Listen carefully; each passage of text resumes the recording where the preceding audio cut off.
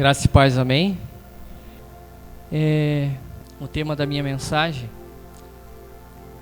é renovação é um esforço diário. Então, o meu versículo-chave, vocês podem abrir ali, Romanos, capítulo 12, versículo 2. Romanos, capítulo 12, versículo 2. Não se molde ao padrão deste mundo, mas transforme-se pela renovação da sua mente, para que sejam capazes de experimentar e comprovar a boa, agradável e perfeita vontade de Deus. Paulo está falando de um tempo em que ele pregava ao povo romano que não exatamente o fato de estar buscando a presença de Deus por uma questão de uma vida diária só, de estar lá na igreja, de estar indo porque era um protocolo da época, alguma coisa assim. Ele queria que o povo entendesse que quando você está numa caminhada cristã, você não pode ficar da maneira que está. Então, ele coloca ali um exemplo de que o padrão do mundo para aquela época já era contaminante, já era sério. E que as pessoas ainda indo buscar a presença de Deus, indo aprender da palavra, ainda não se tinham se desprendido desse padrão do mundo daquela época e buscado uma renovação da mente e do coração para que entendesse verdadeiramente a palavra de Deus para a vida deles. Que isso tinha que mudar. Em cima dessa mensagem, desse versículo aqui, eu acabei lendo um artigo, faz umas 2 semanas mais ou menos, e esse artigo falava de um modo geral às igrejas. E existem 2 situações hoje que o mundo confronta a palavra para as pessoas em relação às igrejas. A primeira é que o autor fala que muitas pessoas têm ido à igreja como um protocolo padrão de compromisso de final de semana, mas que de certa forma não têm entendido o verdadeiro sentido da palavra para a vida deles. Esse é a principal preocupação da palavra de Deus em relação a hoje para as pessoas no mundo. Ou seja, as igrejas estão lotadas, mas as pessoas estão entendendo o verdadeiro evangelho, a verdadeira transformação, mudança, a verdadeira renovação da palavra na vida deles? Ou elas estão indo apenas por uma questão de disciplina, por uma questão familiar, por uma questão de tradição? E isso não tem mudado a vida de muitas pessoas. Segundo, muitas pessoas que estão em dificuldades, com problemas, sofrendo aflições, problemas conjugais, desemprego, estão nas igrejas, porém, toda essa situação tem sido maior do que a fé em Deus para elas. Elas estão colocando todas as situações difíceis maior na vida delas, como verdadeiramente colocar a fé em Deus, ou seja, não saber esperar o momento correto para que Deus haja ou para que Deus coloque uma situação diferente, para que elas entendam verdadeiramente o que é preciso fazer para mudar aquela situação. Ou seja, nós estamos vendo o mundo com um esfriamento de amor. Nós estamos vendo o mundo com pouca preocupação em relação ao próximo. Nós estamos vendo um mundo que não está se importando muito com o outro. E quando Paulo fala em renovar, ele fala de uma maneira total. A renovação, ela é um processo. Ela é um processo que mexe com o nosso conhecimento, que ela mexe com a nossa sabedoria, para que a gente apague coisas velhas e que surjam coisas novas. E isso a gente precisa entender, que a palavra ela nos molda para esse caminho. Renovar traz uma transformação de atitudes, traz uma mudança de caráter. Significa reformar tudo o que estava velho na nossa vida. Mudar tudo. E é engraçado porque, tipo assim, a nossa vida, ela é, querendo ou não, regida por hábitos. Todos os dias nós temos os nossos hábitos diários. Todos os dias nós levantamos no mesmo horário. Todos os dias nós tomamos nosso café, saímos para o trabalho, levamos filho para a creche, almoçamos meio-dia, voltamos para o trabalho, outros vão para as escolas, volta para casa e é aquela rotina diária. Você come, você veste as mesmas roupas, você gosta de comer as mesmas coisas, ou seja, você está habituado a um costume diário da vida. É um hábito que não muda. E isso, querendo ou não, é confortante para o corpo. Estudos até comprovam que quando a gente entra nesse hábito, a gente acaba até economizando energia. Você sabia? Que isso é tão natural na nossa vida, porque chega às 5 horas da tarde e tem gente dizendo, olha, para hoje deu, quero ir para casa, tomar o meu banho, descansar e não fazer mais nada. É mais ou menos assim que é o ciclo da vida das pessoas. Muda algum sentido do que elas fazem ou deixam de fazer diariamente, mas é a mesma coisa, é um protocolo, não muda. E isso, querendo ou não, nos leva a uma zona de segurança. Por quê? Porque eu sei o que eu tenho que fazer amanhã, então está tudo tranquilo, não vou fazer mais nada além daquilo, ponto final. Isso me conforta, isso me deixa totalmente seguro. Querendo ou não, isso faz com que a gente coloque a nossa vida numa ordem diária. A nossa vida se coloca numa ordem diária. Nosso corpo gosta disso. Isso é bom ou é ruim? Não, é apenas uma ordem. E a gente segue isso.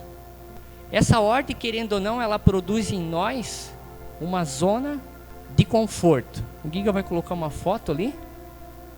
Essa é a zona de conforto. Ou seja, eu faço todo dia as mesmas coisas e nada na minha vida muda. E eu só vou sair dali quando alguma coisa me apertar. E eu escolhi uma palavrinha para isso. Crise. A gente só sai da zona de conforto quando vem a crise. A crise, ela se baseia em todos os aspectos. Seja no trabalho, seja no casamento, seja na família, seja com amigos, seja numa viagem, seja em qualquer coisa que você for fazer. Chegou a crise, a gente se obriga a sair dessa zona de conforto. E a zona de conforto, junto com a crise que é revelada em nós, porque as pessoas, elas se revelam através da crise. E querendo ou não, tipo assim, elas precisam de uma certa forma se transformar, para que elas possam sair dessa zona de conforto e para que elas não vivam novamente naquela região repetitiva constantemente dos hábitos da vida dela diária. E o que é preciso fazer? Por isso que eu coloco ali no meu tema que renovação é um esforço diário. A gente precisa de um esforço. O esforço é diário. Esforço. Sabe o que é a melhor forma de a gente definir o esforço? Esforço é banho. É bem simples de entender. Por que esforço é banho? Porque não adianta, tipo assim, alguém me dizer, ou qualquer um de nós aqui dizer, ó, eu venho me esforçando há 10 anos para parar de tomar banho. É mentira, né? Se parar, fede. Então esforço é banho. A gente precisa se esforçar. Muitas pessoas dizem, eu quero fazer dieta de uma semana. Não existe dieta de uma semana. Você pode até fazer dieta de uma semana, mas na semana seguinte ela volta acompanhada de amigos, aniversários e por aí vai. A gente diz, eu vou guardar dinheiro em dezembro. Ninguém guarda dinheiro em dezembro. Quase ninguém, né? Porque dezembro é o pior mês para guardar dinheiro. Mas eu vou começar a guardar a partir de janeiro. A gente começa a guardar dinheiro hoje. O esforço é hoje. O esforço é diário. A mudança é hoje, a transformação é hoje, a renovação de mente, de coração, de corpo, de atitudes de vida diária é hoje. Por isso que eu falo de esforço. O esforço é todos os dias. Casamento é um esforço, trabalho é um esforço. Porque quem diz que gosta de trabalhar todos os dias, né? Ninguém diz, eu amo o meu trabalho. São poucas pessoas que dizem isso, né? Eu gosto muito do que eu faço. Mas esforço tem a ver com todas as coisas que a gente faz na nossa vida. Mas eu quero mudar uma situação de trabalho na minha vida. Se esforce para mudar. Eu quero sentir mais essa presença de Deus na minha vida. Se esforce e vá buscar mais de Deus. É isso que Paulo fala numa simples mensagem, num simples versículo. E o povo daquela época talvez não entendesse isso. E observa que quando ele fala assim, não imitem o comportamento e o costume deste mundo. Quer ver um exemplo bem simples? Por exemplo, se nós fizermos um bolo e colocarmos uma forma redonda, o padrão dele vai ser redondo. Se eu fizer um bolo e colocar numa forma quadrada, o padrão dele vai ser quadrado. Se eu me moldar ao padrão do mundo, o mundo me absorve para o mundo, para as coisas do mundo. Agora, se eu me moldar, ou se eu me colocar na forma de Deus, eu vou ser moldado pela palavra. E ela me reforma, ela muda, ela transforma, ela renova toda e qualquer situação da minha vida. Esse é um exemplo muito simples. Deixe que Deus transforme por meio de uma mudança em seu modo de pensar, a fim de experimentar a boa, agradável e perfeita vontade de Deus para vocês. O que acontece hoje é que assim, a gente quer vir, as pessoas estão buscando Deus, as pessoas estão indo para a igreja, mas elas estão muito cheias de argumentos, muito cheias de conceitos próprios delas. É por isso que eu falo dos hábitos, porque os hábitos não deixam que a gente mude em qualquer situação da nossa vida. Se a gente se acostumar a tomar sempre café com açúcar e dizer que não vai tomar café amargo, você não vai tomar café, nunca vai tomar café amargo. Aí eu preciso deixar do açúcar. Então você começa a diminuir o açúcar do seu café. Aí você cria um novo hábito.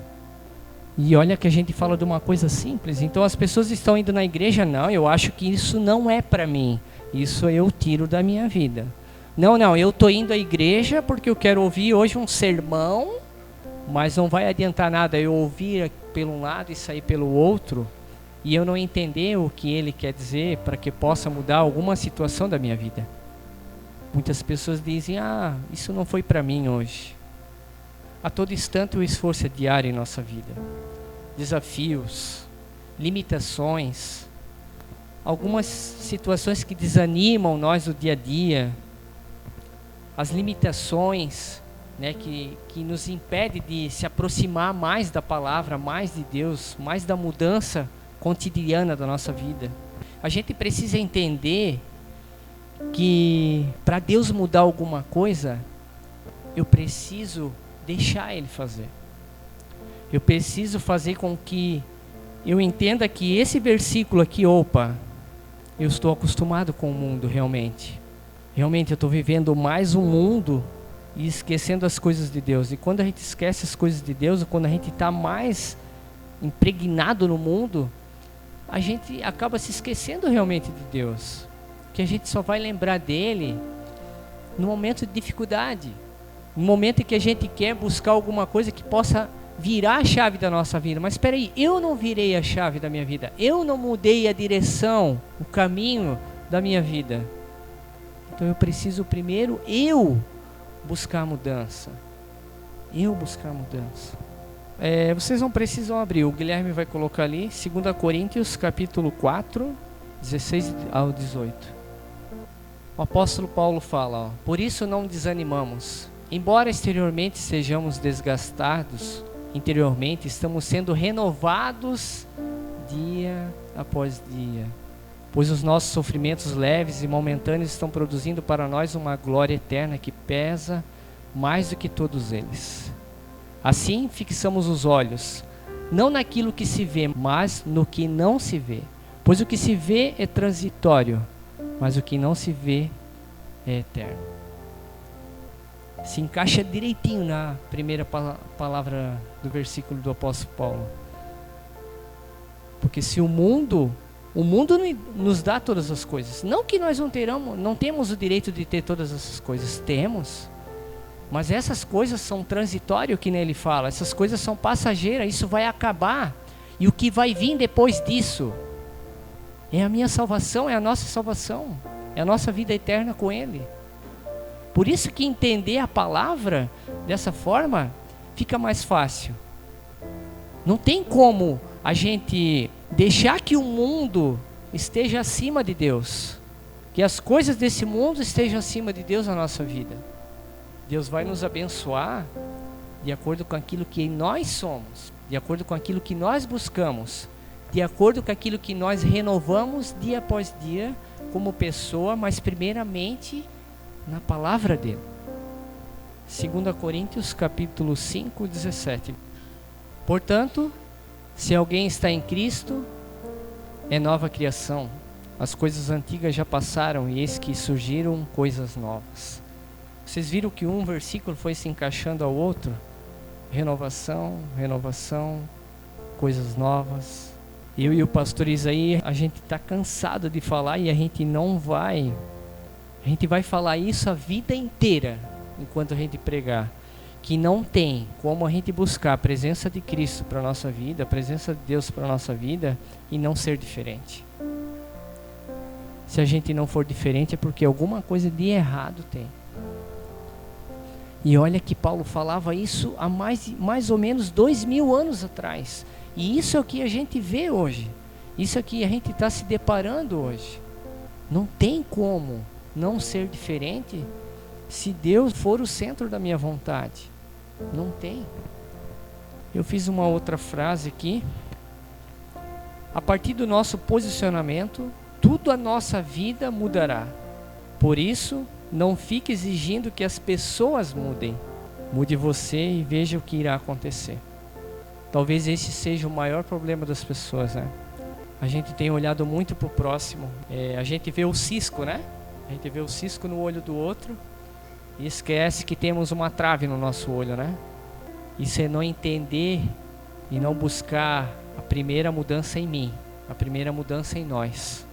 E a gente vê que quando as pessoas estão numa determinada situação da vida delas, a gente, de certa forma, a gente se aproxima, a gente tenta ajudar, a gente tenta falar alguma coisa.